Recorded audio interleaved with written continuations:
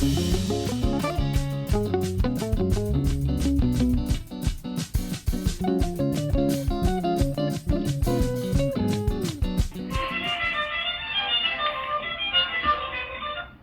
currently experiencing a high call volume, but your call is important to us.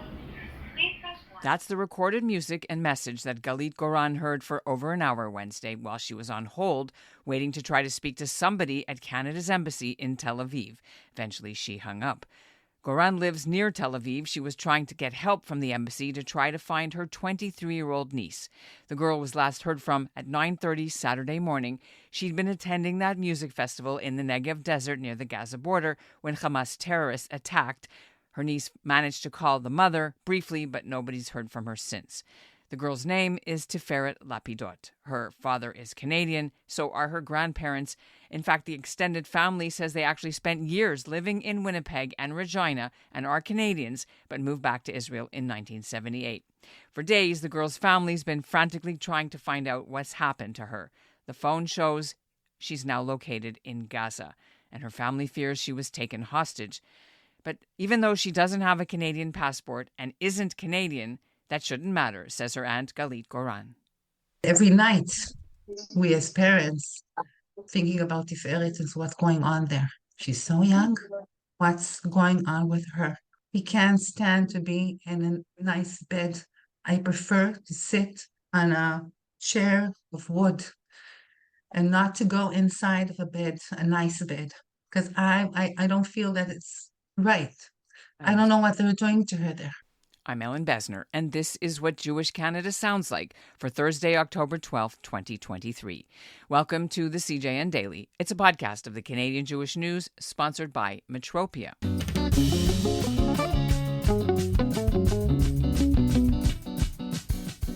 Now, I know the headline says Yara Sachs, but the case of the missing young Israeli girl with Canadian roots has been receiving a lot of airtime in Canada as her relatives try to get the attention of Canadian officials. And it appears they've succeeded. The case has now reached the desk of Yara Sachs, Canada's new Minister of Mental Health and Addictions. She's also Canada's first ever Israeli-Canadian elected to Parliament. But saving Canadian hostages kidnapped by Hamas is just one of the issues Ottawa is facing at the moment. The other urgent mission is to get Canadians out of Israel, those who want to leave. They're being told to register with Global Affairs Canada for a rescue mission of free airlifts by the Royal Canadian Air Force that are expected to begin Thursday or Friday from Tel Aviv. Although some private groups have already started chartering rescue planes of their own and accuse the government of moving too slowly.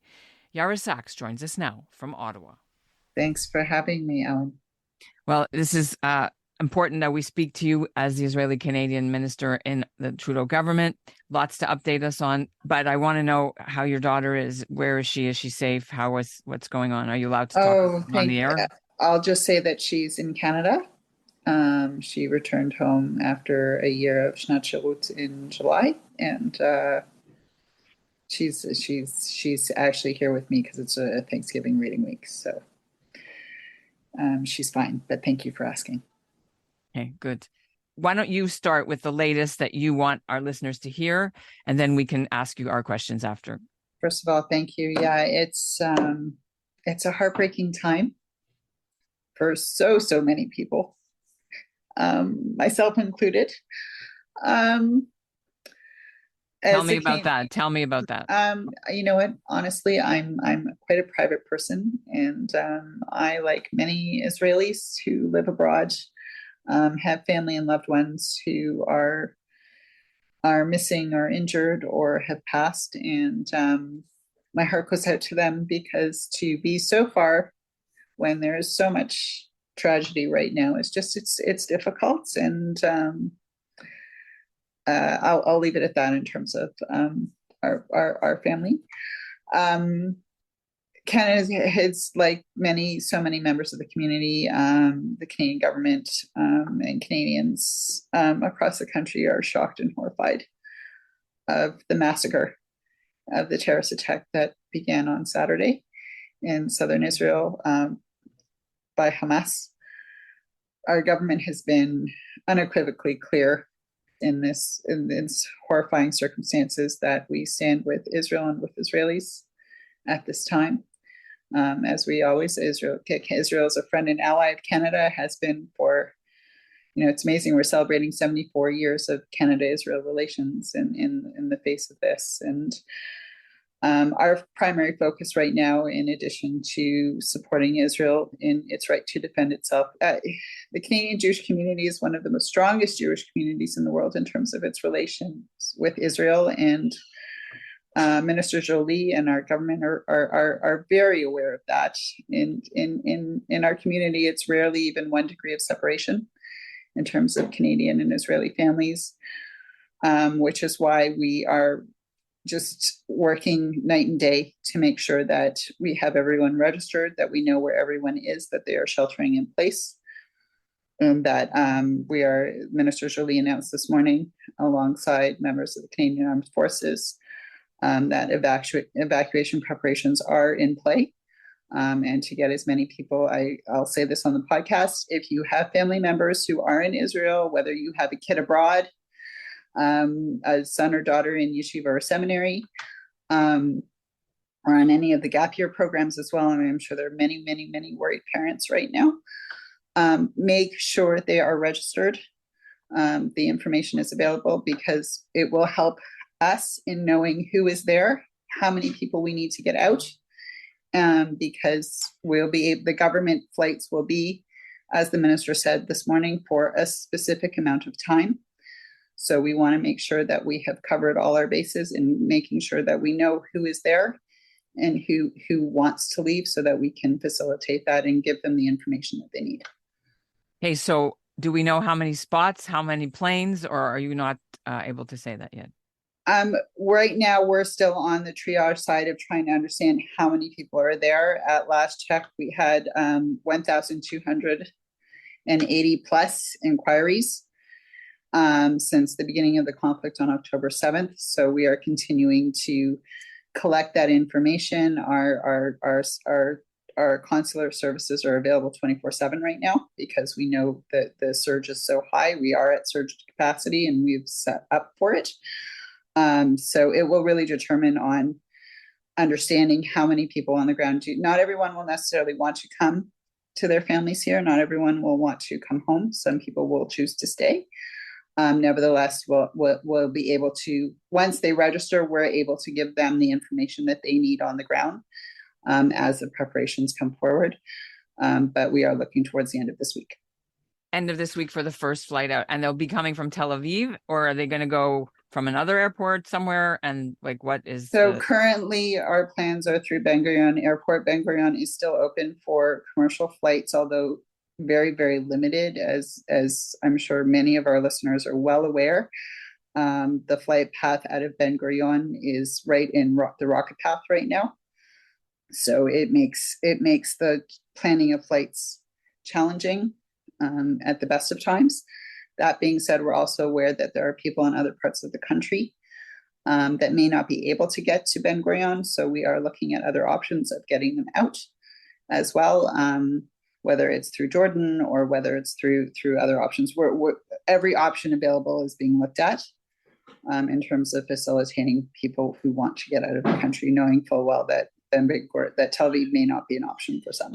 I also know that Air Canada has let passengers know that if they are able to get out and get to a European destination, which Air Canada flies, that they will make the necessary adjustments to their flight, no additional fees and charges to get them home as well. So this is an all hands on deck effort. And we know just by the magnitude of the number of Canadians that are in Israel, that we are putting everything we have forward to make sure that we get people to safety. Okay, I was going to ask you about the criticisms that many people have told us that they can't get through. They're online I know you're not the foreign ministry or minister responsible, but they're online for hours to get to the Canadian embassy to call them back in Israel, and they're not getting through. You said surge capacity. So what does that mean? What should they do if they can't get through? So there is an email address, and also in the links that were put out today are what we're calling the ROCA. It's best at this point in time, the information we need from those who are on the ground is where they are located, a telephone number to reach them, their passport information and date of birth. And they can do that at sos@international.gc.ca, or they can use the link on the Foreign Affairs website for the evacuation lists. All of that information is being compiled by, we have teams in Lebanon, we have teams in Jordan, we have the team in Israel, plus the Ottawa team that are addressing all of this information and all of these calls, so that the idea is to get everyone registered so that we can get the information out to them. The easiest way to do that will be by email and telephone numbers. So if there's other means, whether it's WhatsApp or Signal or another platforms. So really the most important thing to do right now is to register. We've been very clear to those who are on the ground to shelter in place. The Israeli military and government have been very clear as well for people not to move around, to stay where you are as long as you have what you need, meaning that you have a bomb shelter close by, that you have food, that you have water, that you have a way to communicate, to shelter in place at this time. And information, we're trying to get everyone registered so we can get the information to them. Okay. What about the other topic, which we've talked about many times before, which is Canadian funding for Palestinian refugee agency UNRWA? You've been a very strong promoter of human rights work and humanitarian assistance and bridge building in this area. And now there have been calls, the European Union and other countries, and even in Canada, to stop the funding because a lot goes not to the people, but to this war, terror, and weapons. So your comments on this topic? So I think first and foremost, at this exact moment in time, our focus is on ensuring that we are addressing the terrorist attack that happened on Saturday and continues. It is the worst act of terror in the history of the country. It is, the numbers that we're hearing is the worst attack and loss of Jewish life since the Holocaust. So our focus is there right now in terms of ensuring that Israel has the right to defend itself under the rules of engagement, so that this is a war against Hamas. This is a war against a terrorist organization. This is not a war against civilians. And we're very clear about that Israelis have the right to defend themselves, and also that they have the right to make sure that their civilians are protected. We are concerned about the looming humanitarian crisis that will come in the days ahead, but we are also very clear on the need to oust terror. That being said, Canada has some of the toughest contract funding regimes in the world. Our funding agreements are stricter than most countries. We do not fund Hamas. We do not fund the Palestinian Authority. And we continue to maintain that position. All of our funding goes through trusted third-party partners who are very carefully vetted and do the work that we are committed to doing, primarily in the areas of training and educational materials, which we have vetted and have had encountered in the past issues and continue to monitor very closely and intervene when we must, and we have, and we will continue to do so. At this time, I am aware of the calls of the EU and other countries. Our focus right now is the task ahead in the weeks ahead, which will be extremely hard for the Israeli population, and also we're also very concerned about expansion in the region. But we stand very clear that our funding regimes are very firm in that we have zero tolerance for funding to anything but what it's intended for. So all systems status quo for now. You're not going to call for a review. You're not putting it on hold. Right now, our focus is the crisis at hand. We just got a call today. You've probably seen in the press the last few hours, CTV, National Post, about this Canadian family whose daughter is one of the kidnapped people from that rave party. She is Israeli, but her parents are Canadian, her grandparents. Did you know about this? Tehila Lapidot. Yes. So yes. What can we do? And the father, do? Ohad. So I'm very familiar with the case. As I said, it's a government, it's an all hands on deck right now in terms of supporting the many, many needs of Canadian families that are over there, but also ensuring that we are supporting Israel in what it needs right now. And we can get into that shortly with regards to the hostages.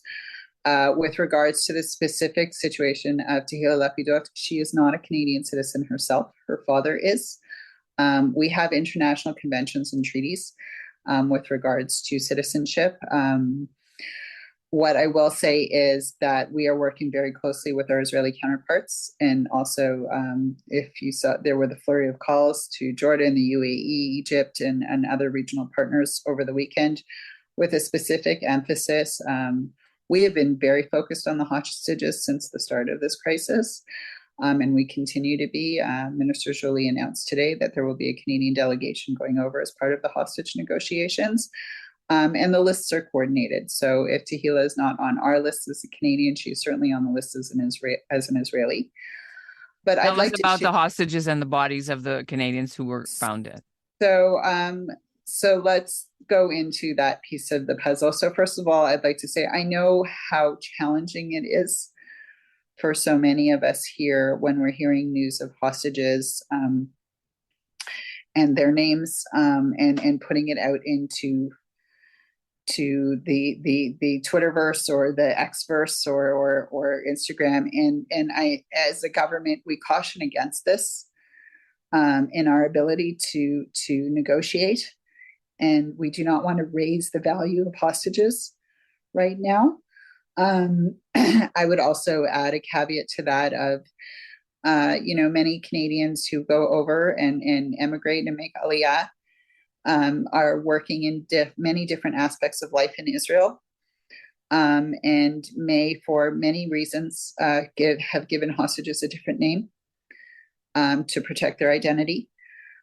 So when we keep promoting their names out and photos of them into that space, it's not the wisest choice in ensuring their safety and security at this time. I know the inclination, everyone is hurting. It's really, really hard. We want to be able to share in the grief and in the horror of this moment and show our support for those who may be hostages right now in this horrific moment. But we as a government are absolutely focused on getting hostages out and getting them to safety, and which is why we will not comment on who is there and what the state that they're in. I am aware of her case, but for her own safety and for the safety of others, our focus is on the team that's going over to coordinate with our Israeli counterparts. Are you going too? I have actually the FPT starting in Charlottetown this afternoon. My focus is also— I don't know what that is. I'm sorry. Federal, provincial, territorial meetings with the health ministers, both health and mental health ministers, is for the next 2 days in Charlottetown. So I will be focused there. So you're going physically or doing virtual? Physically. I'll be leaving for I'm sure your heart is not in it and want to be in Israel, but yeah. It's a privilege to serve Canadians. I didn't mean that. I didn't mean it that way. I'm sorry. No, I know it's a hard time to focus. There's no question, but we also have to do the work here that we do. And in recent days, there have been protests across Canada supporting Hamas, anti-Israel rallies.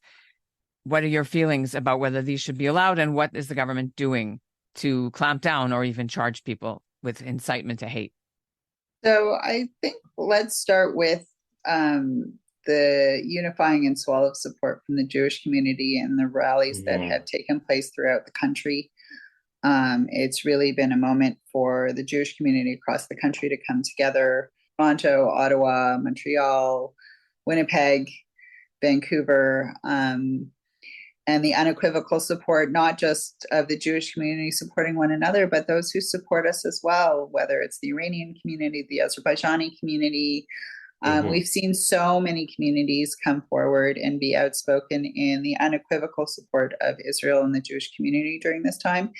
And also their steadfast certainty that there is no justification to support Hamas and its actions under any circumstances. And I'm pleased to see that, both the federal government and many other voices from throughout the chamber have been very clear on this, because there is absolute moral clarity in this moment.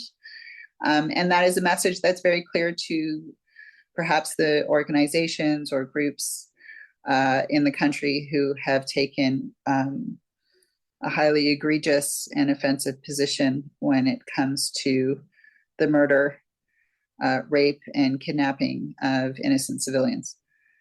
And we will continue to be very clear about that. So I'll start there. There has been work done. The RCMP has been working closely with their police counterparts in major cities throughout the country. We've received from my office and many other offices in a coordinated effort, both on the provincial level and on the federal level, to track where these demonstrations are happening. I can say in our own riding here in York Centre, there's been amazing work done between myself, Councillor James Pasternak, and Solicitor General Kersner, not just in terms of Toronto, but in the area at large. And that's the work that needs to be done right now. We're tracking the activity and the language and the speech. Hate speech will never be tolerated. It is not part of Canada. And anyone who chooses to be outspoken in support of terrorism and in support of hate will be shut down.